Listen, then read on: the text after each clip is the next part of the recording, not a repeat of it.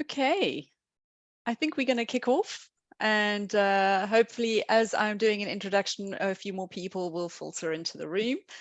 Thank you everybody for joining us today. I think I'm really looking forward to this panel and hearing what these amazing people are going to be talking to us about today. I'm Sally-Ann Kasner. I'm an executive at the African Circular Economy Network and really honored to be facilitating this accelerator session presented by the JUST2CE consortium. And this session is really built around working towards an inclusive and just transition to circular economy. This particular session is going to explore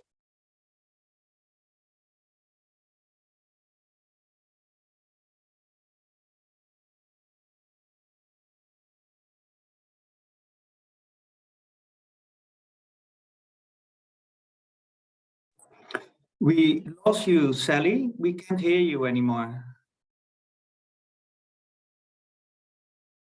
Am I back? Yes, perfect. Great. Well, that's a great start. Apologies, everybody. Now that we've broken the ice, let's just keep going. All right, so I'm really excited to be here today. The great panel of speakers. What I'm going to do is I'm just going to introduce everybody, and then, but before everybody speaks, I will then give a proper introduction. So just around the room today, we've got Dr. Andrea Jimenez from the University of Sheffield. I have asked everyone to correct my pronunciation, so if they do, I'm not offended. Professor Gavin Anderson from UCT, Dr. Karen Abeka Arthur from the University of Cape Coast, Mr. Paul Lucas from PBL Netherlands Environmental Assessment Agency, and Dr. Emanuela Girai from the University of Sheffield. And our concluding remarks today will be from Mr. Stefan Arditi from the European Environmental Bureau. So I'm really excited to have this panel today. Our esteemed panel will focus on the political economy and geopolitics of the transition to a circular economy and how existing power relations might hamper this much needed transition.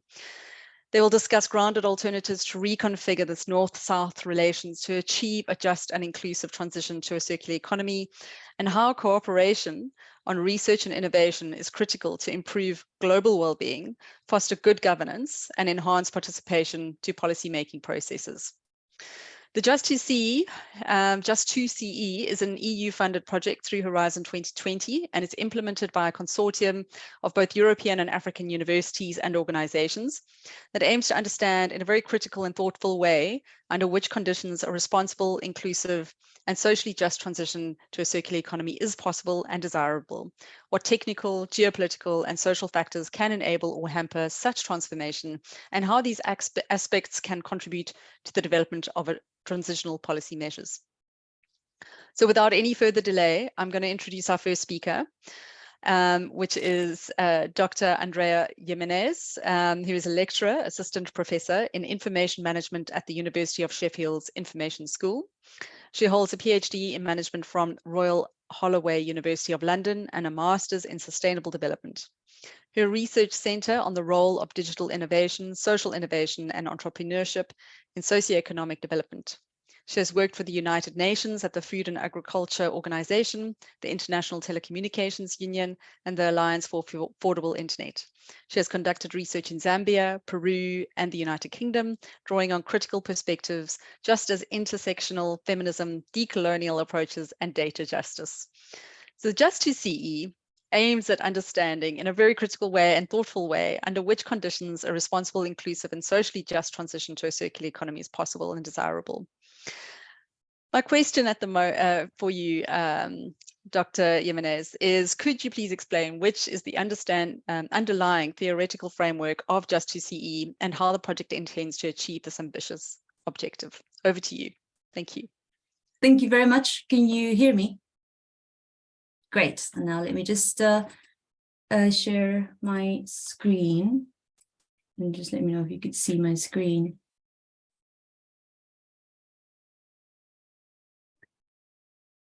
It just needs to be put into, there we go. Perfect. Thank you very much.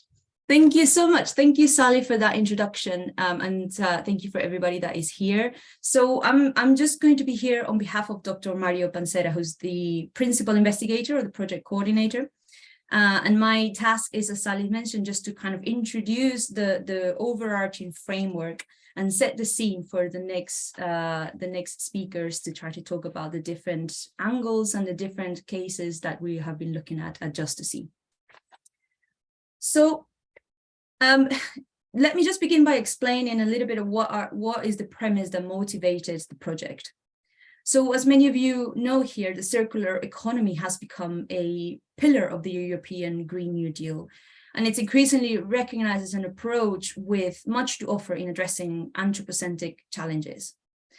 And the circular economy literature appears to be primarily concerned with waste reduction, increasing product durability, reutilization, repair, and recycling. And yet the social dimension appears to be limited to the promotion of good consumer practices. So there's significant efforts that are put into product certification, but less has been explored around key questions. Who decides what to produce, why to produce it, how to produce it? And if we adopt circularity, who wins, who loses, and what may be the impact on social relations like gender relations, class relations, as well as geopolitical relations. So this is the kind of main questions that the JUST2CE, as we call it, JUST2CE project is trying to focus on. And our approach stems from the fact that the majority of the dominant and the mainstream circular economy visions are predominantly focused on the economy and technology, with a clear lack of reflection on some of the political and socio-cultural dimensions, as well as what may be the unintended consequences of a transition to circularity.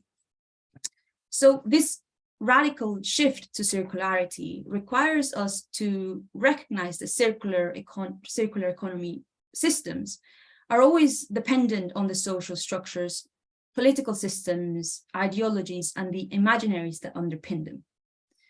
And so as a result, circular economy is always going to be needed to be addressed in its entirety as a political and a social concept.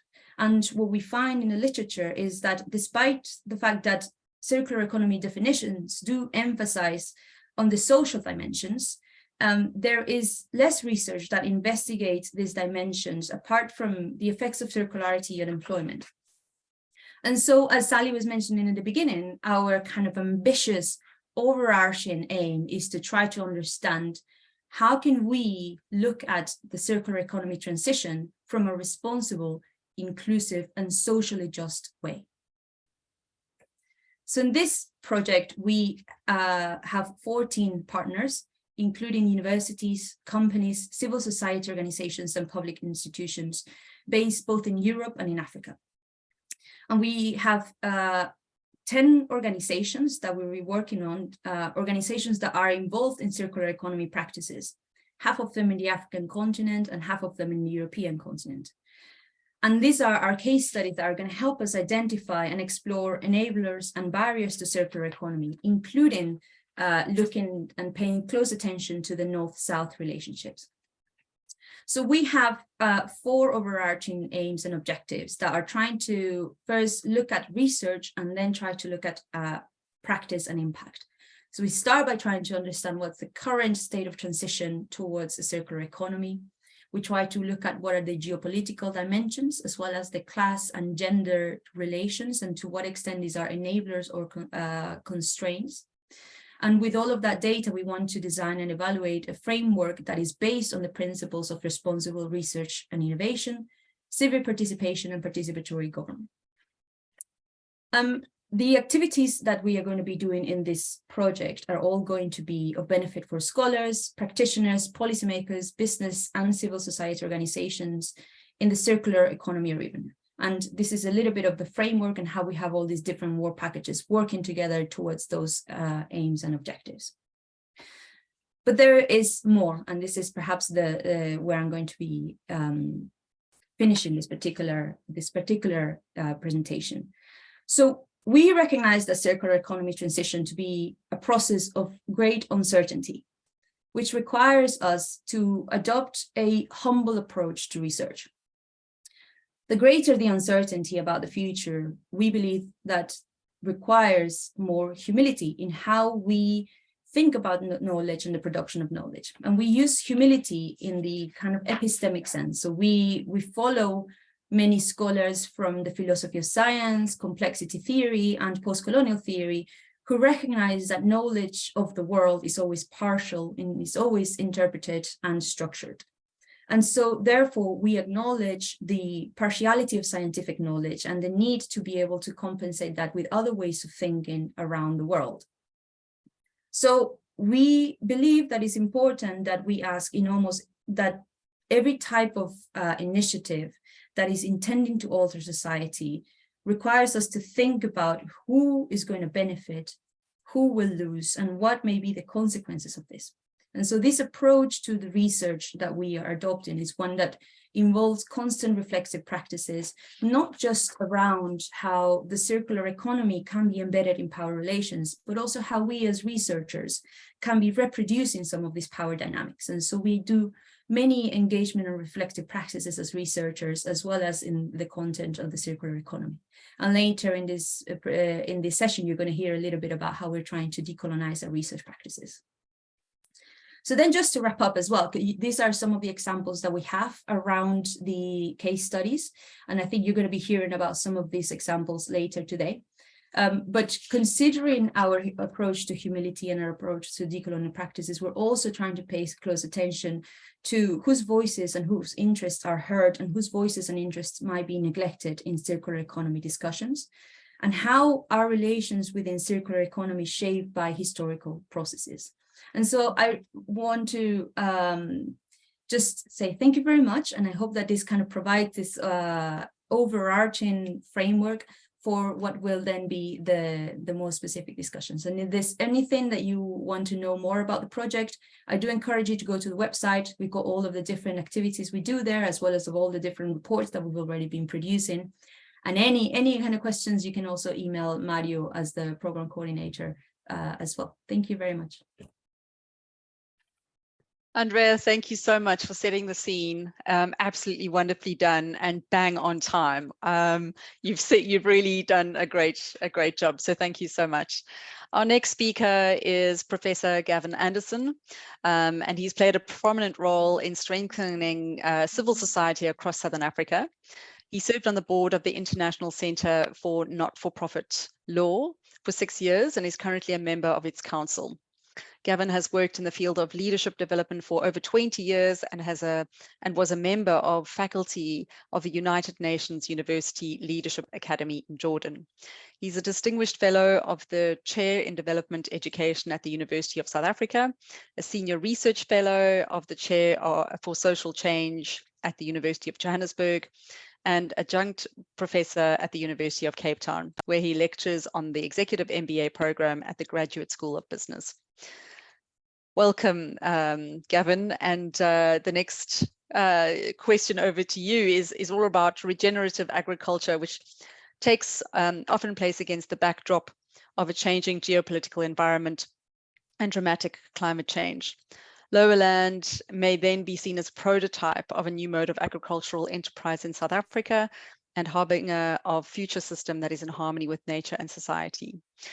Can you please tell us how lowland is at the forefront of this new socially transformative business model? Thank you, Sally Ann.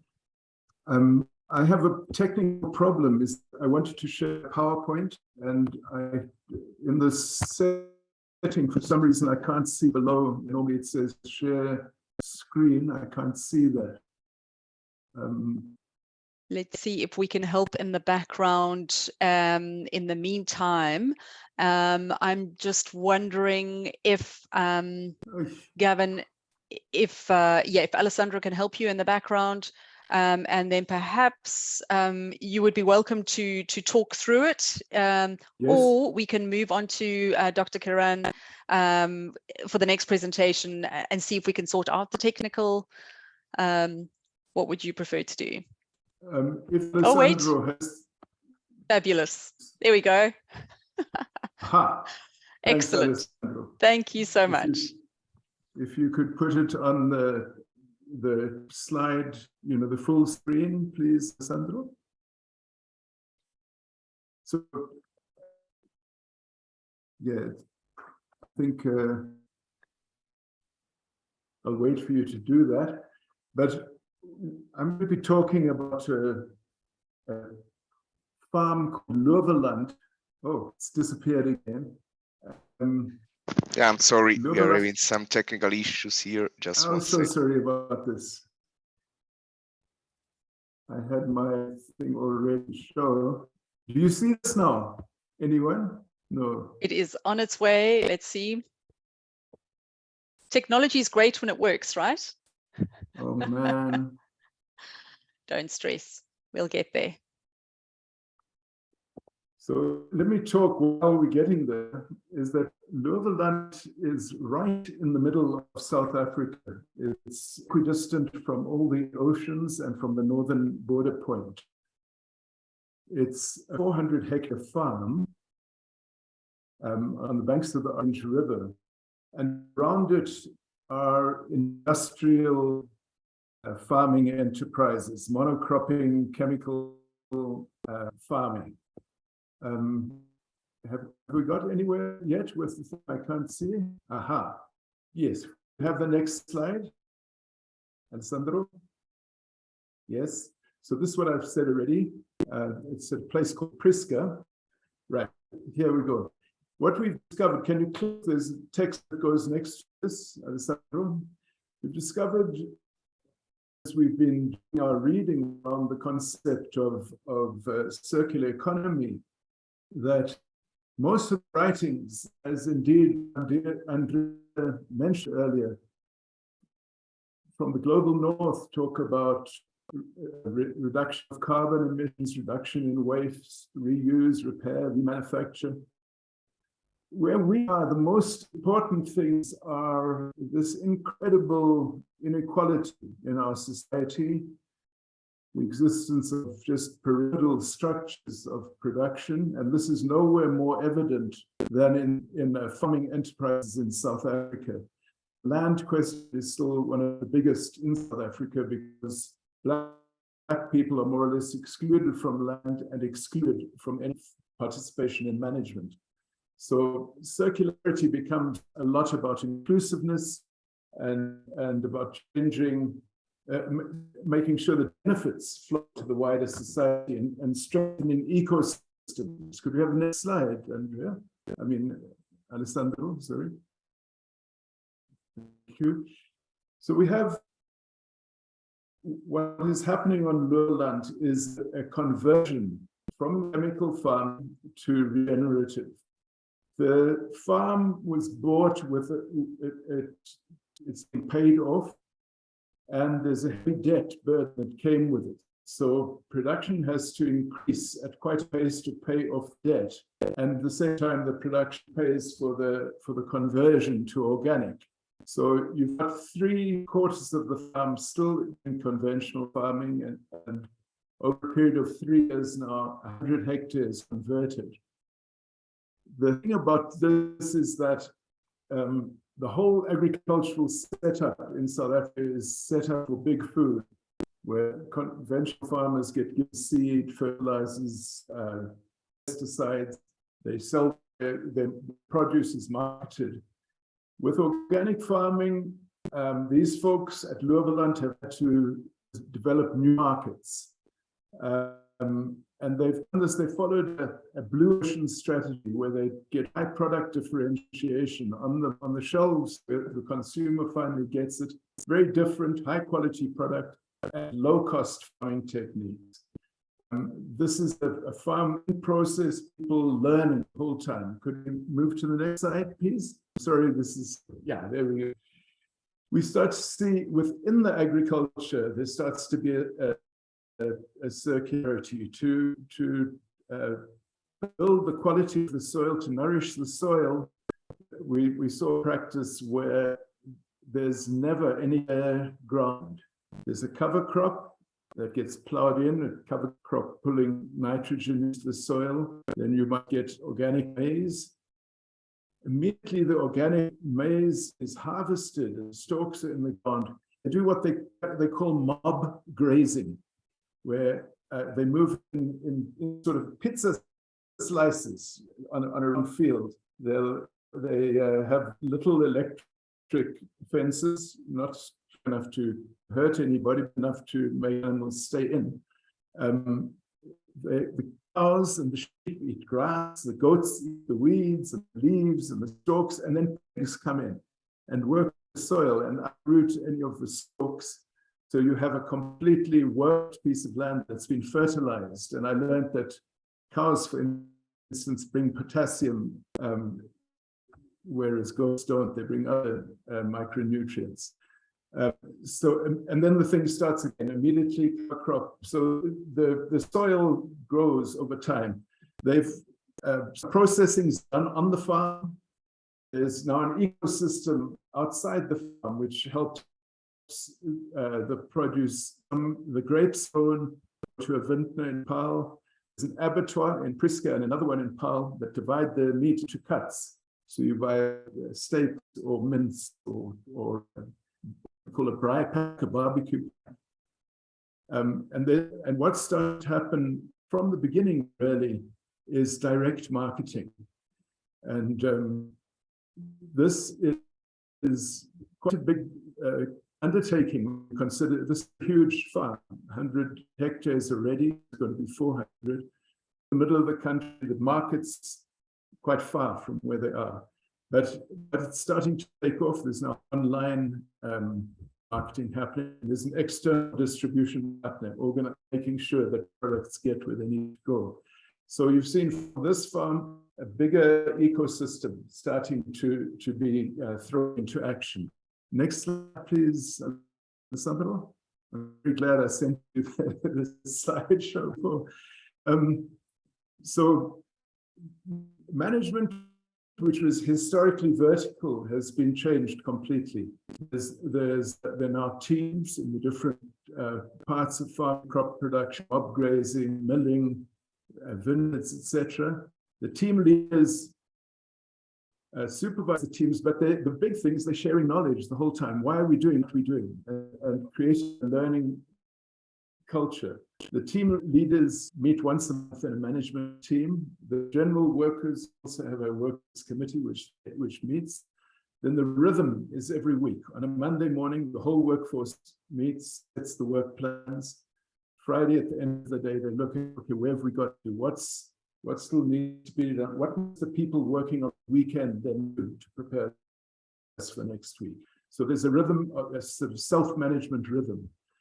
Next slide, Alessandro, please. We were very intrigued because this farm is completely unlike any other that we visited in South Africa. And we wanted to know how this, all of this has been achieved in a relatively short time, 5 years since the people took over, 3 years since they've really gone for organic farming. And we interviewed many people and asked them about what is Bertie, who is the main entrepreneur, what does Bertie value?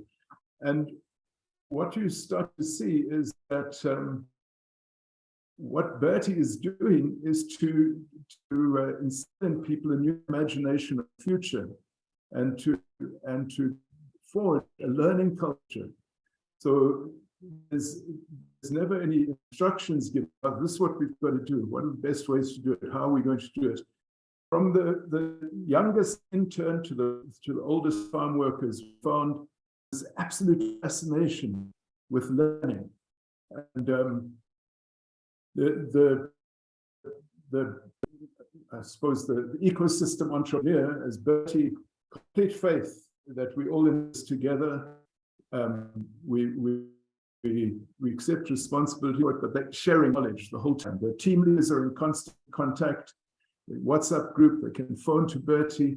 They share bits that they've learned the previous night online. We find that outside the farm, the district around it, and further away, even as far as 500 kilometers away, people are learning from the example. So right at the end, I asked the ecosystem entrepreneur, look, if all of our interviews, people have said to us, look, it's about more than production. So in your words, what do you think it's about? He said, it's about the soil. It's about working culture, and it's learning. So this is the ethos of the place.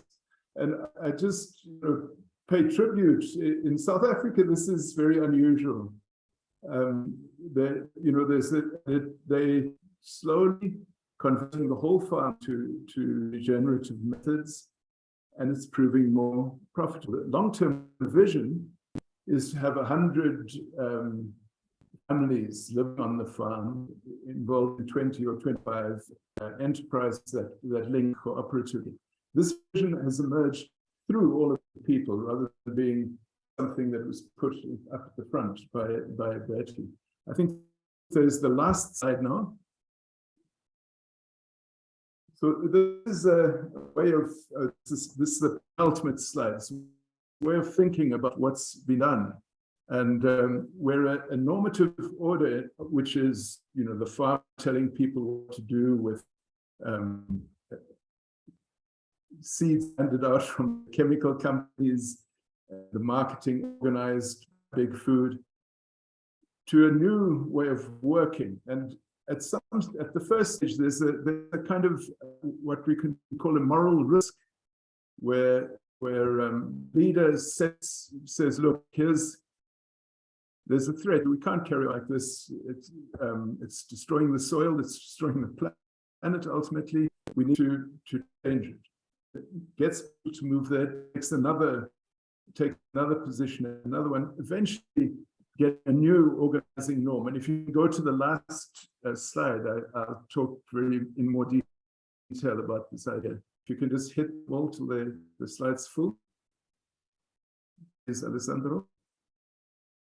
Yeah, there's like 6. You've got to hit it 6 times, I think. Yep, yeah. Ah, you had it. There you go. Thank you. So, grounding norms are tell us what matters in our work. The kind of occupation of the learning is, how do we get out of the traps that are there in this big food model? How do we untangle these traps which make us go short? We're always going for the short term rather than thinking for the long term good of people and planet and all living being. How do we make the soil as healthy as possible? Because from healthy soil we get nutritious food. The organizing norm is what you hear every day people expressing, and the organizing norm on Google, these are direct quotes from different interviews. We're reinventing farming. Lift yourselves up. Let's hear your plan. Learn more. Become your own manager. Let's have self-management and learn the whole time. And then the clarity that came after just a year was that it's impossible to farm organically without animals. And the big issue is how to find the optimal way to integrate them. So I learned working with different agroecology and permaculture and regenerative agriculture groups around the country that this mob grazing that Louisville practices is quite unusual. It's there is regenerative agriculture, intensive grazing, where you almost graze for a certain amount of time intensively, then get moved, rather than straying around on a big piece of land. So, but this mob grazing is new. And we saw this from UCT, we saw this as an emerging circularity. No one on the farm uses the term circular agriculture. And yet we're seeing within the process, the circularity, and in terms of redistribution of benefits, and in terms of taking on responsibility, this is a circular system. So I think that's the end of the presentation. Thank you for bearing with me. Thank you. Thank you, Gavin. I was going to need to cut you short at any stage there. So thank you very much. That was super fascinating. And I love talking about regenerative agriculture. But what's different about this story is that there's so much more to it, which is great, the social aspect. So thank you very much for your time and that amazing presentation. I'm going to move swiftly along to Dr. Karen Abeka-Arthur, who is a senior lecturer of entrepreneurship and innovation and director of the Design Thinking and Innovation Hub at the University of Cape Coast. She holds a PhD in governance of financial innovation and an MBA in entrepreneurship and innovation from the University of Exeter Business School. Karen has 6 years experience as an educator, researcher, and consultant in entrepreneurship and enterprise development, especially among small enterprises. And she's talking today about a really interesting place that I would love to go to one day just to experience. Agabloshi is one of the major global electronic scrapyards. It's the second largest site for processing e-waste in all of West Africa. It processes approximately 17,000 out of 39,000 tons of e-waste generated globally. That's mind-blowing.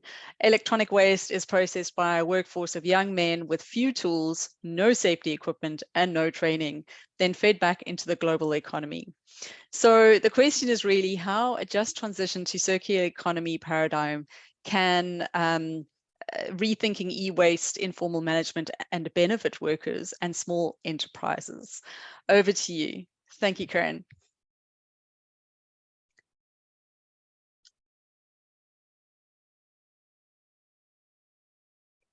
Okay, thank you very much, Sally. I hope you can see my slide. Just need to be put onto PowerPoint. There we go. Perfect. Thank you very much. Thank you very much. So I'm going to talk about the Agbogbloshie scrapyard, and I will then go on to maybe talk about some reflections that we've been having on the activities there in relation to the just transition discussions we've been having. So already we've listened to some presentations in the past 2 days and today as well, and we know that everyone is rooting for us to move from a linear economy to a circular economy. Whilst that is good, I think the question we are asking is whether the focus is only on environmental impact and maybe to some extent some economic impact, but also societal impact. And so I think when it comes to the issue of the just transition paradigm, we are asking that how do we ensure that as we go towards a good way, we actually do it in a way that is better, that allows for all aspects to be addressed. And so some questions that have come up have been if we are contributing to a circular economy, are our activities still causing, for example, some people to lose jobs and be in poverty or affecting their well-being and things like that.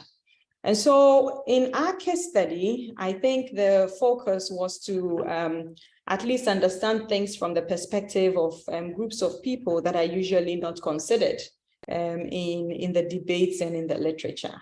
Our study focused on the scrapyard, Agbogbloshie, one that has attracted a lot of attention in the past by researchers, by governments.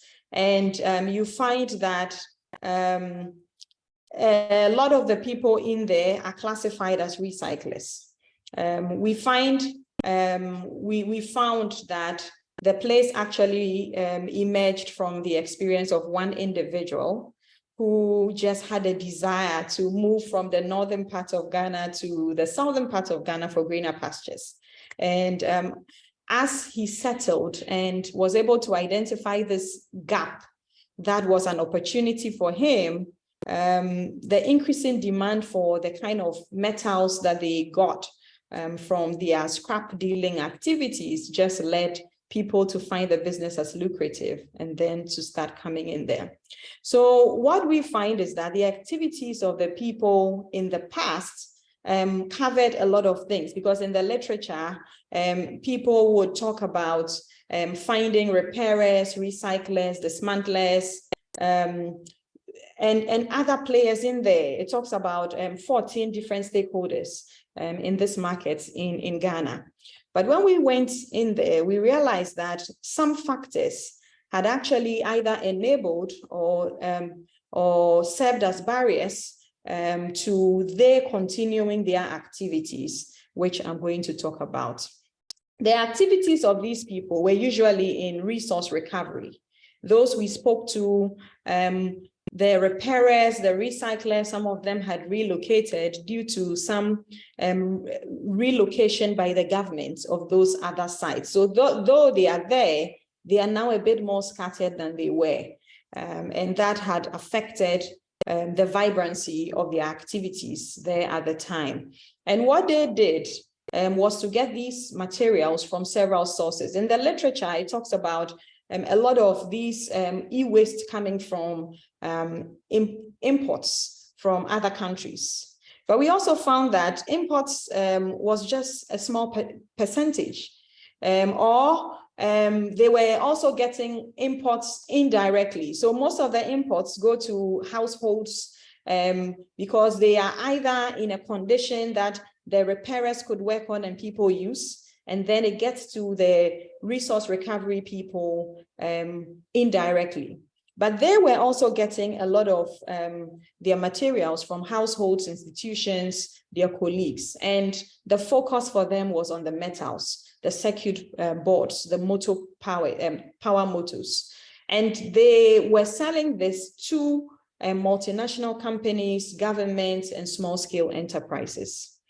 Now, the main motivation for these people was actually to survive, to find a better life for themselves. So the labor dynamics was a big thing for them. The fact that they can move from the north where they think they don't have a lot of opportunities and come to the city, to the big city, and be able to get what they want, no matter how small, big. I think that is a bit subjective, but for them, that was enough. And then the issue of governance, the fact that being located at a place, being given land by the authorities provided a way for them to create a cluster market that gains attention, was a contributor to transitioning to the circular economy. And we see that when government relocated them, it then limited their ability to operate, and some have moved on to other things. We also found that, yes, there are some perceived financial rewards that they get as profits, and they are content with that. However, the issue of scale was an issue. So if they do more of these activities, it's a plus because it's helping us to be able to reuse some of the things that may otherwise have gone into landfills and caused harm. We may have to produce them again, etc. But they were unable to do or operate in on a large scale because they didn't have the funds, but they would pool their resources together so they can do larger projects.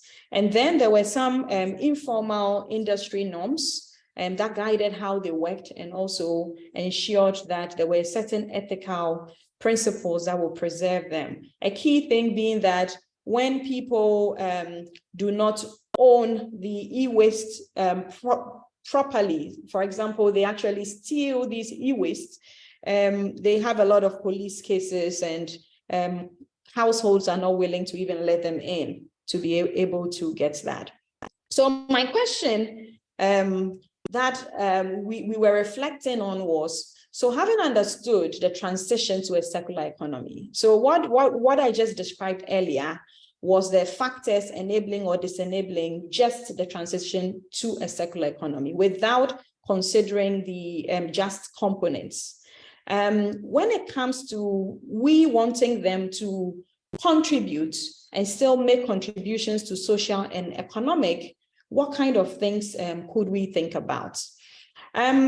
we asked the question, so how do the activities of these people contribute to environment? And I think that is clear for us. The fact that they are into resource recovery helps them to be able to help people decrease their consumption of non-renewable resources. Even though they were not doing the recyclers, they were a link between those who were doing the recycling and those who were actually generating the waste, and that was good. However, we find that they were not too concerned about what their clients who bought these metal parts would do with them. So whether their uses once it leaves their space was positive or not was not their business. And they were also not concerned about the other things aside metals like plastic, like glass, that they also generated as residual waste. And so that contributed to pollution as well. So in a way, yes, they are contributing, but if you look at it from the just sense, there were some issues that needed to be addressed. If we look at the issue of society, a lot of them were knowledgeable that there were some health implications on themselves, but they were not bothered.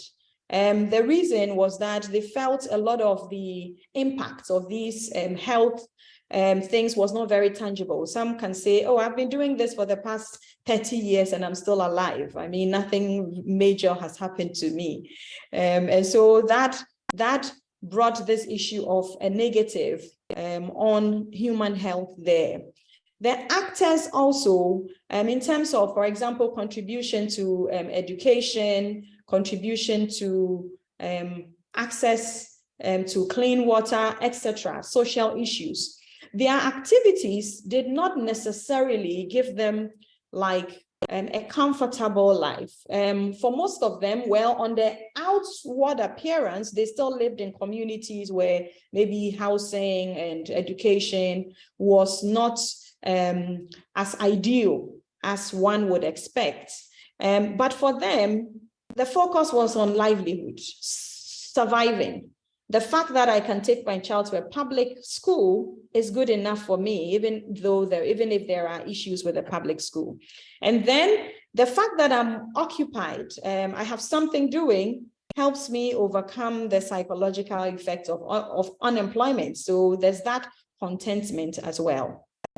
So when it comes to the economy, I think the key thing that came up was the fact that the client base, those taking these parts, really needed these parts.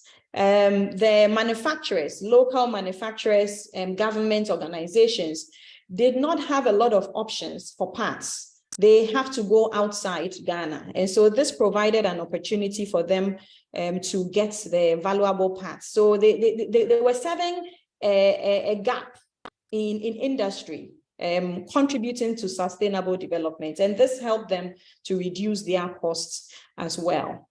And so when we think about the transition to a just circular economy, I think the issues were slightly different. So what is it that was preventing them from being able to contribute in all the three ways that I mentioned earlier?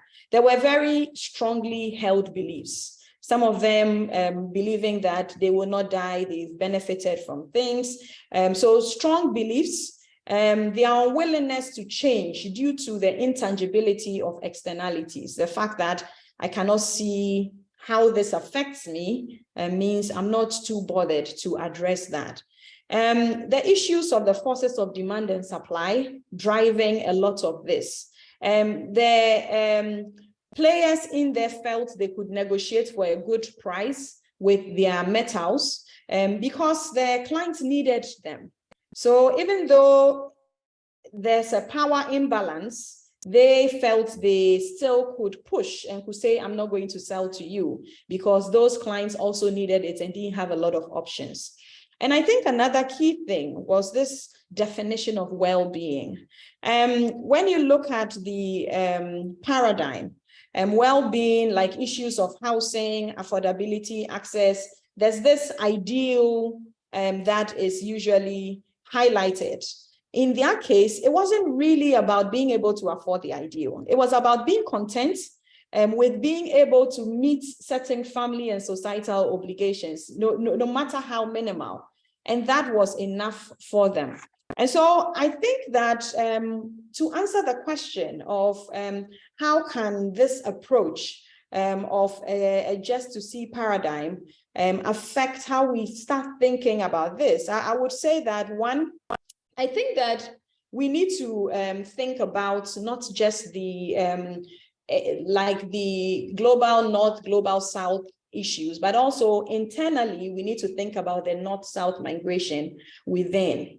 I think that was a key thing. And then we also need to understand that the narratives that are out there talking about training. So for most NGOs that have come in to help these organizations, it's always about training. It's always about training.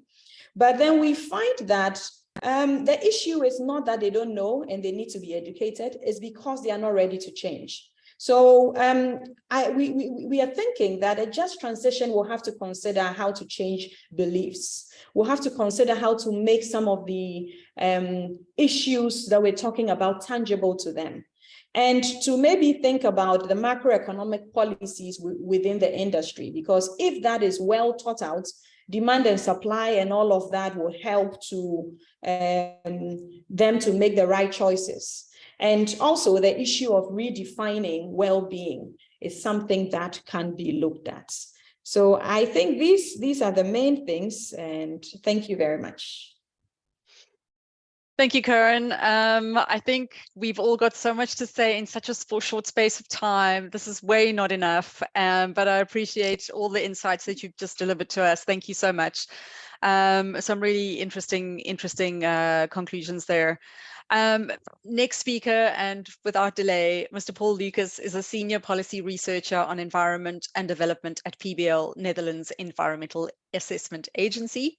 His work includes integrated assessments of achieving long-term sustainability targets, translations of global environmental challenges and agreements to the national level, and the role of low and middle income countries in the global circular economy. He's analyzed the implications and repercussions that a circular economy transition in Europe can have in the global south, co-authoring an important policy paper on this subject. So the question really is around: the Netherlands has the ambition to achieve a fully circular economy by 2050. What could the Dutch transition to a circular economy mean for low and middle income countries that are connected to the Netherlands through international value chains, focusing on transboundary trade in discarded electrical and electronic equipment specifically? So Paul, over to you, and yeah, look forward to hearing your.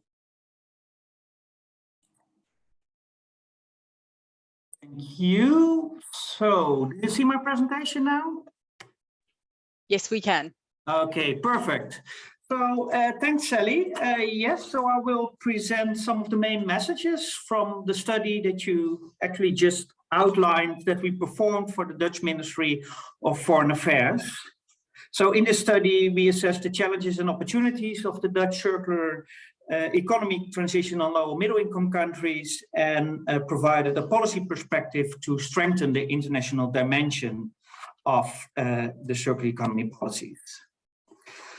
So circular economy is about applying resources as efficiently as possible. And in the Netherlands, the focus is on reducing environmental impact and addressing raw material supply risks.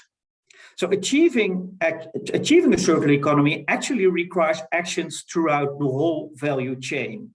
And as most chains are largely international, this transition not only affects businesses and citizens in the Netherlands, but actually also countries that are connected to the Dutch economy through international value chains. And an important message we brought from our study is that circular economy chains are not automatically better than linear value chains. So on this slide, I have a few examples of that. So I pick a few. I think an important one is already discussed and mentioned is employment. So changing demand for specific projects might contribute to shifts in employment and thereby creating winners and losers.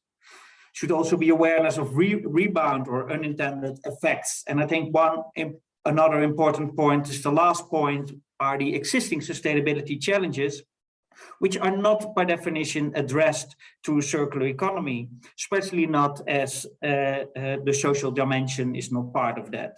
So poor working conditions, local pollution in manufacturing and waste management are not part of many of the policies yet.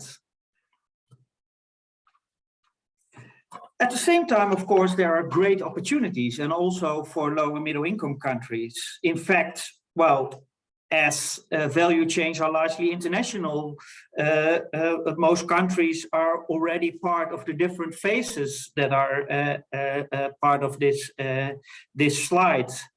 So many countries are already active, although with varied levels of added values for themselves.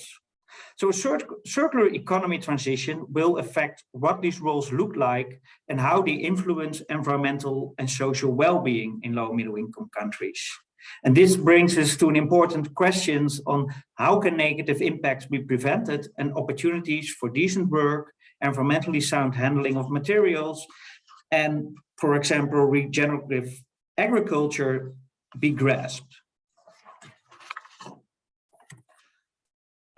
So in our study, we have identified 3 broad dimensions that we thought are important when looking for positive outcomes for low and middle income countries. So the first dimension is, well, the circular economy policies and strategies that are pursued in the Netherlands or the European Union.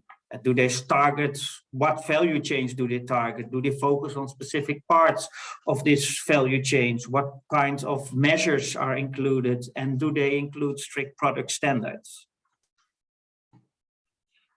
The second is about the involvement of other countries. Are the circular economy policies focusing on creating circular loops within the Netherlands or the EU?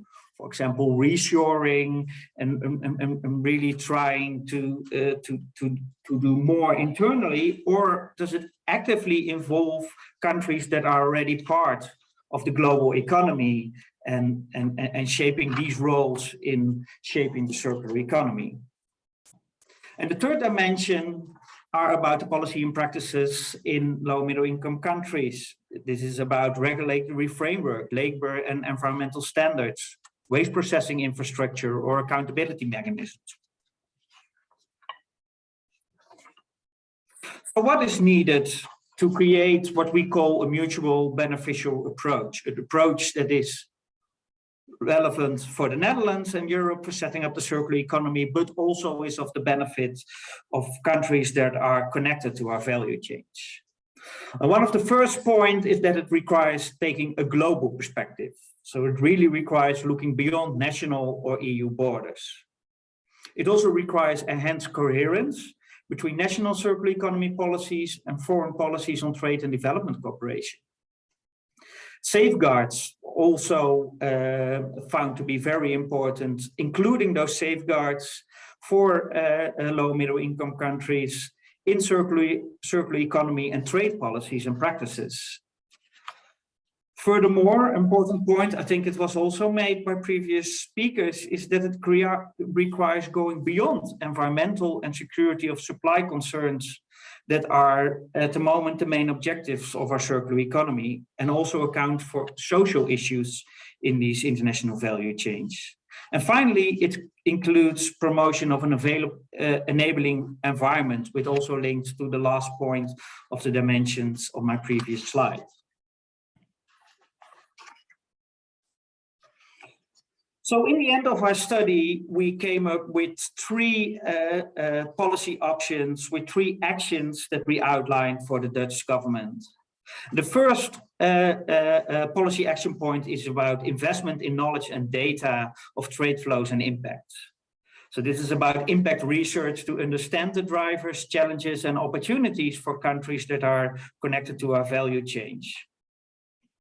Another important point is integration of circular economy in existing policies and programs. So there is already a lot of programs and policies out there that have a link to the circular economy, but are not directly linked to it and might also work the other direction. So important points here are both internationally at the European scale, but also at the national scale, about setting international recognized standards, for example, or integrating circular economy aspects in free trade agreements. The final point here is the involvement of other countries also in designing and implementing circular economy policies. Most of the discussions actually are within the Netherlands, and many of the businesses and people that are involved in this global value chain are actually not involved in the policy processes that might affect them. So from that perspective, it's important to have a dialogue with the relevant stakeholders to strengthen our circular economy policies also within the Netherlands, building on this knowledge and insights. So to end my presentation, an overarching point here that under the right conditions, a circular economy transition not only creates good outcomes for the Netherlands and strengthen our own circular economy, but can also help to achieve the SDGs abroad in countries that are connected to these value chains. So thank you very much. This ends my presentation. If you're interested, you can find the links to the studies here. Thank you. Thank you, Paul. You were bang on time. I actually don't know how you did it. I mean, to the second. So the prizes definitely go to you and Andrea. So well done. It was really great. Thank you very much for your insights. Without further ado, to hand over to Dr. Emanuela Girai, joined the management school in October 2016. Prior to this, she worked at Franklin University, Switzerland, and at the University of Cagliari in Italy. She holds a PhD in development policy and management from the University of Manchester, a MSc in work and industrial relations from the University of Bologna, and a laureate in work and organizational psychology from the University of Cagliari. Besides academic work, she's also a chartered organizational psychologist with 20 years experience as management consultant in the public and non-profit sectors. Incredible experience. So the JUST2CE framework provides an opportunity to reflect on how our identities and academic affiliations shape the way we do research, and how self-reflective practices can support our commitment to decolonialize knowledge and research. Researchers can apply a decolonial lens to their work in a variety of ways, according to the literature. So the question is around which is the commitment of JUST2CE in decolonize research and how this can benefit a just transition to the circular economy. Thank you very much for your time. Over to you. Thank you very much, Sally, for your introduction. And I will try to stay on time and even to shorten a bit the presentation because it's a bit late. Can you see it? We can. It just needs to, it's still in the presenter mode. So just swap around. That would be great. Okay, thank you very much. Thank you, perfect, absolutely. Thanks. So in this brief presentation, I'm going to briefly outline how we are understanding decolonization within the project and what we have done so far.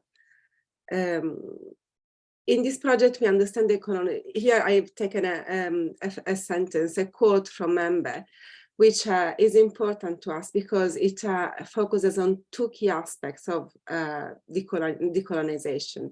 So one side, decolonization implies a fight against epistemic coloniality. And on the other side, decolonization implies the identification of alternative ways to conceive knowledge and knowledge production. Here for epistemic coloniality is a concept that would need hours to be discussed properly. But here for epistemic coloniality, we mean especially to emphasize how knowledge coming from outside European and the Western border has been historically marginalized, devalued, and neglected. And also another important dimension of epistemic coloniality is the fact that locations, organizations, and experiences outside the European context have always been approached in research with what we call a comparative lens, in the sense that they have been studied and the main aim was that of looking at to what extent they resemble or differ from the ideal European model. Thus, decolonization implies engaging with marginalization of alternative knowledge systems, implies engagement with the comparative lens, and implies the identification of a strategy of doing research that allow us to overcome and subvert this way of doing research and knowledge production. Why it is important to speak about to engage with decolonization and with decolonial debates in a research project on circular economy and just transition to circular economy. One of the key reasons that brought us to include this attention toward decolonization, and more specifically to commit a significant part of our research effort in identifying ways through which to embed decolonial lenses within our project, comes from the observation of the synergies between critical debates to the circular economy and post-colonial and decolonial debates. On one side, decolonial debates emphasize what has been called post-colonial, neo-colonized world, which refers to a racialized, hegemonic, and patriarchal capitalist world grounded on Western modernity, according to which Western modernity is taken as the normative standard through which think and plan development for other parts of the world. On the other side, we have enlightening critiques to the circular economy that are at the core of our project, starting from its eco-modernist agenda and the primacy of capital expansion and economic growth, and a neutral and technicistic approach to innovation. So we see that there are some synergies between critique to decolonial and post-colonial critiques to knowledge and to the notion of sustainable development, and on the other side, critiques to the dominant paradigms and views of circular economy. And what is shared among these different critiques is a critique of modernity.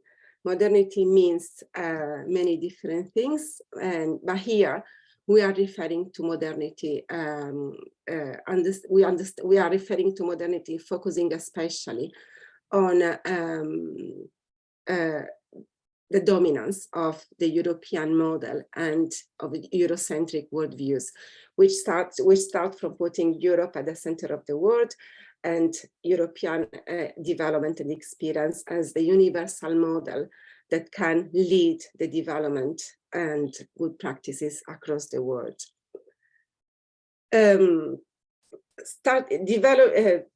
Drawing on critical debates on circular economy and post-colonial and decolonial debates. Within this JUST2CE, we understand decolonization as a process which addresses questions related to how knowledge is produced and its role, and the role of knowledge in the reproduction of subversion of epistemic coloniality, and the never-ending development of theories based on European traditions. We translate this broad understanding in 3 lines of inquiry and action. One is that of critically scrutinize the extant literature on circular economy, carefully reflecting on who is speaking, from where, and from whom. This is something that Andrea mentioned at the beginning of the session. One key commitment of the JUST2CE project is that of understanding who is benefiting and who is losing from circular economy. And looking at taking a decolonial lens, we just take a step back and we look at the knowledge around circular economy. Who is benefiting and who is losing? Who is serving knowledge on circular economy? The second aspect that is really important within our project is that of reflecting on the entanglement between knowledge production, and global coloniality. Here for global coloniality, we refer to the matrix of power that have their roots during the colonial period and that still continue to dominate geopolitical relationship in our world. Third, our third commitment is that of identify ways to embed decolonial lenses and sensitivities in our day-to-day work, in the different case studies, in our theoretical research. What we have done so far, and how we have started reflecting together around decolonization since the kickoff meeting, which took place in September 2021. During the kickoff meeting, we had a session on decolonization where, together with my colleague Andrea Jimenez, we proposed a number of issues which are particularly relevant in the literature on decolonial and post-colonial debates, and that we thought was also important for us to interrogate the relevance within our project. This issue on which we started reflecting at the kickoff meeting are these four: the value of indigenous and local knowledges and the importance of contextualizing the research in the context where the research takes place. This means also taking distance from aims of universal knowledge, neutral knowledge, or objective knowledge. We are starting from the assumption that knowledge is political, and is political in the sense that knowledge always serves someone, some organization, some parts of the world. And one way to address this for us was to take the commitment to develop knowledge that is valid and sensitive to the context where it takes place. Valid and sensitive to the context in the sense that it answers and addresses the challenges as they are understood by people, by the communities, the researchers, and the people that are inhabiting those spaces.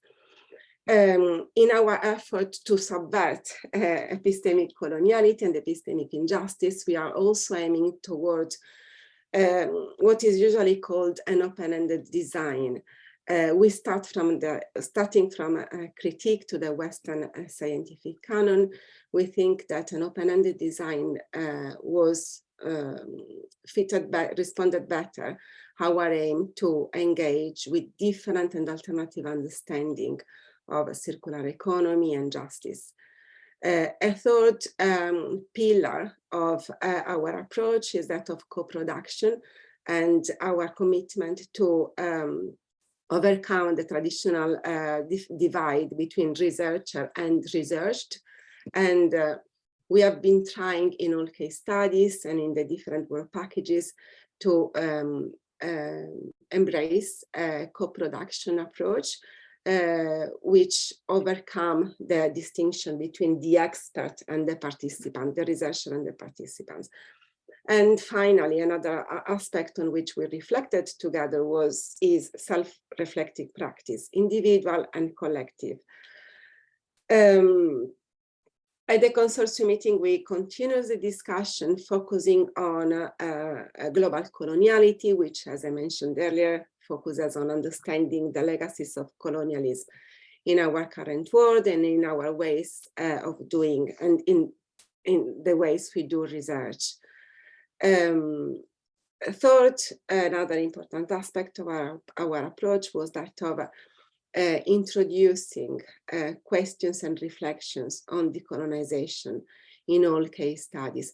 So the kickoff meeting and the consortium meeting helped us to share some inputs, some insights, some questions, some dilemmas. And then we asked and we discussed with the different case studies, what is the relevance of these notions, these concepts that are coming from theoretical debates, what is the relevance for the specific case studies. So all the different case studies have been engaging with these topics that I have just mentioned and with broader issues around epistemic injustice. Thank you. I've tried to be as brief as possible so to allow also the attendees to attend other sessions. Thank you very much for your attention. Thank you, Emanuela. Very interesting and always a very tricky and challenging discussion to have, and definitely needed within this particular conversation. So last but definitely not least, Mr. Stefan Arditi works as the Director for Climate, Circular Economy and Industry Policy at the European Environmental Bureau, a federation of 180 NGOs from across Europe and beyond.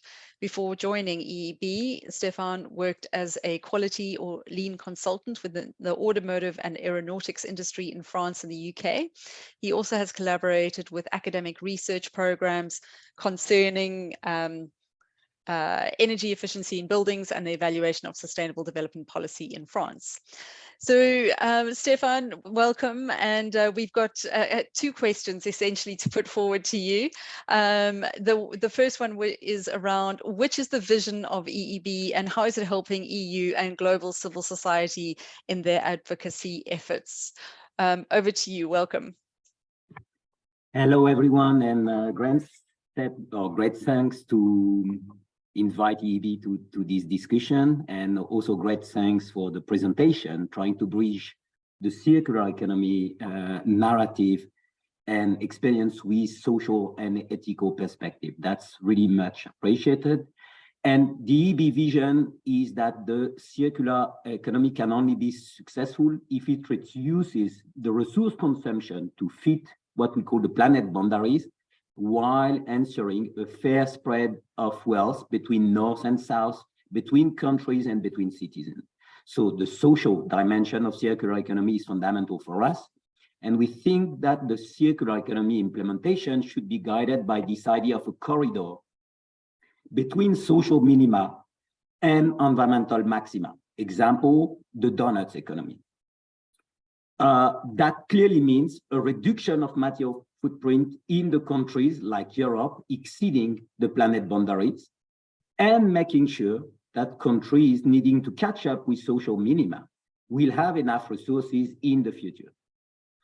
Practically, that's why EEB is engaged in a resource justice campaign, for example, and while we try to inject this perspective in policy development at EU level, but also at global level. For example, this discussion on global plastic treaty. More fundamentally, and I would be super interested to hear your views as researcher. I know we don't have time, but the EEB vision is also to question our relation to nature.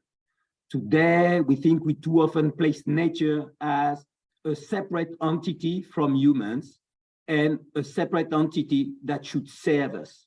And EEB is really interested in exploring what could mean being part of nature and evolving within nature. So this open a wide range of research questions, I guess. With regard to civil society, and we insist on that, also local sustainable entrepreneurship, we mainly work by trying to have the voice of the affected communities being properly heard whenever a policy on resources, on waste management is discussed, and notably by securing that the voice of the people working along what we call the inner loop of the circular economy. So all these things that try to prevent waste, that try to save resource, for example, by repairing, by reusing, by upgrading product, would be heard, because at the moment we have the impression that too often circular economy is a question of waste management, and thus prevent us from really challenging the waste generation. For example, we co-founded in the EU a right to repair campaign, and we now aim to contribute to a global network of actors, along these resource-saving practices toward designing waste out of our economic system. And I'm in Kigali. I really thank all the actors, but I can tell you that the predominance of waste recycling, of waste proper management is there, and it's difficult for the voices of the inner loop to be heard. And we are very lucky in Kigali because we still have a very quality debate with people being very authentic, which is something fantastic. So what does that mean? That means that we clearly call the people, the country from the global south to develop their own policy and economic models. For us, it's very important. And while getting inspired by existing policy and practices, they, according to us, should not replicate them. And this is absolutely fundamental because there is a need to explore and experience a new path where living standard can be enhanced while not over-consuming resources. And this is something we have failed in Europe. So that means that if we simply replicate the European or Western country model, then we will fail again. And unfortunately, and I'm also super happy to discuss that with you, we've got the impression that in several countries from the global south, elites have been, sorry to use this expression, sometimes brainwashed by, you know, the big university they've been to in the north, and do not necessarily then open to this possibility of inventing new model, new economic model. And we think that we need this leapfrogging from exclusive proper waste management to resource saving and sharing. And again, sorry to be straight, that means we cannot rely on countries and business who have created the mess we are in to spontaneously solve the problem. They need to contribute because of their historical responsibility, but they don't need to lead on this. And if we cannot experiment this new model and we cannot learn from them, then I think we will miss a major opportunity. So you understand, my call is please invent, surprise us, do not mimic us. Yeah, and maybe we can go to the second question, Salina.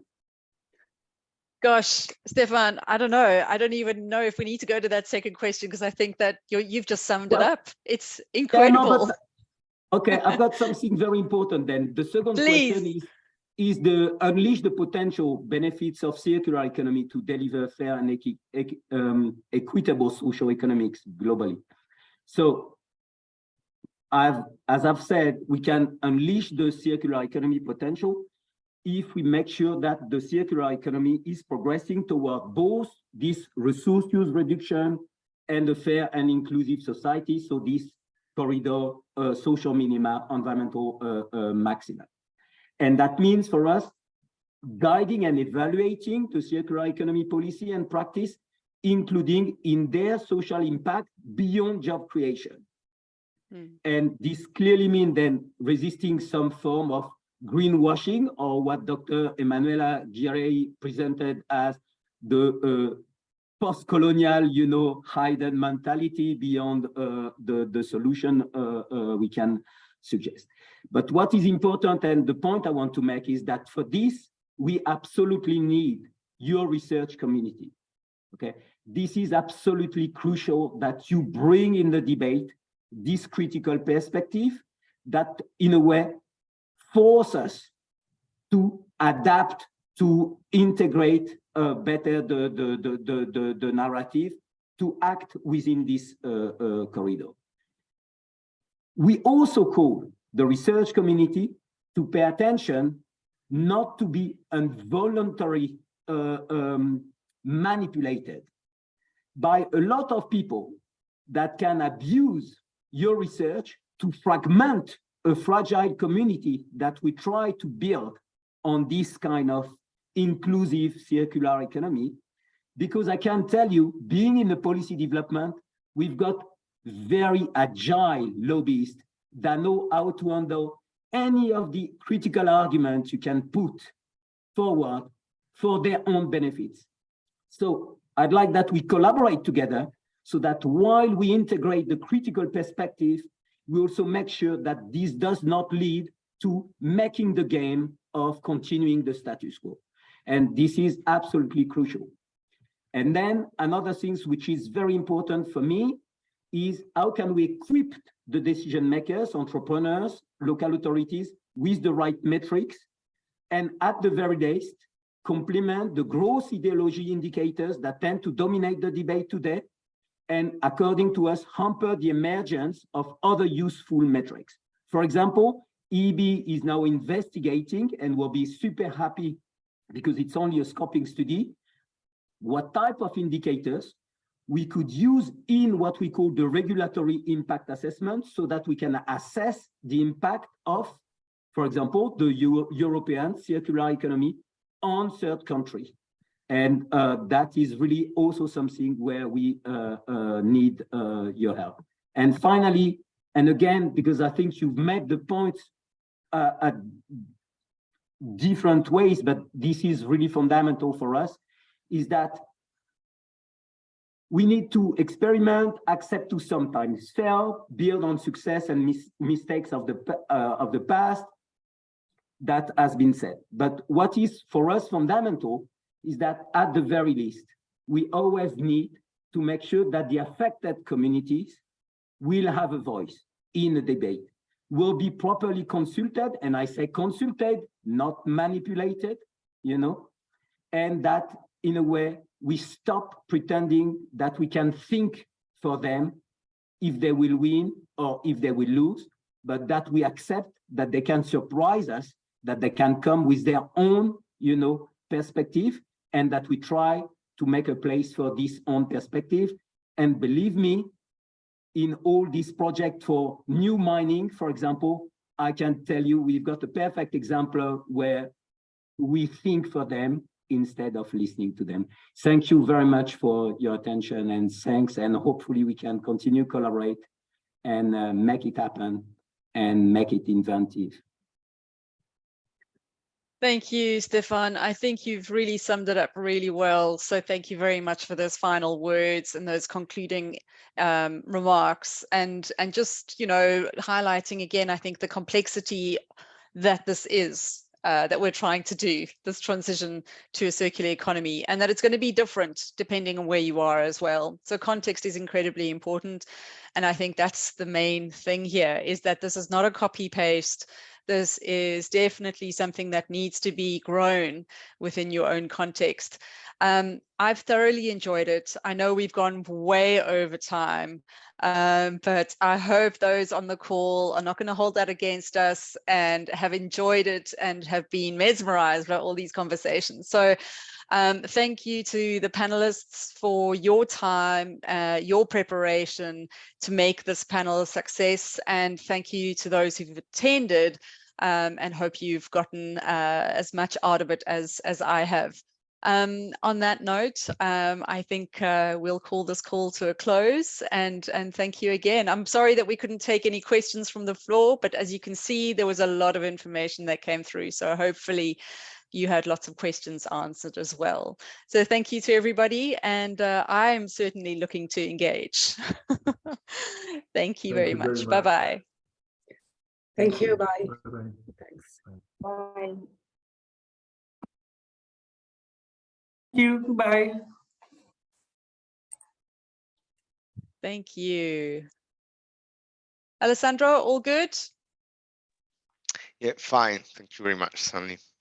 Good. Thanks very much. Cheers. Yeah, we will keep in contact very soon. Absolutely. Yes, we will. I'll make contact with you after, because I'd be very keen to get copies of all the presentations. Okay, great. Don't worry. We will share it. Thank you. Thank you. Have a Keep nice day. well. Bye-bye. You too. Bye-bye.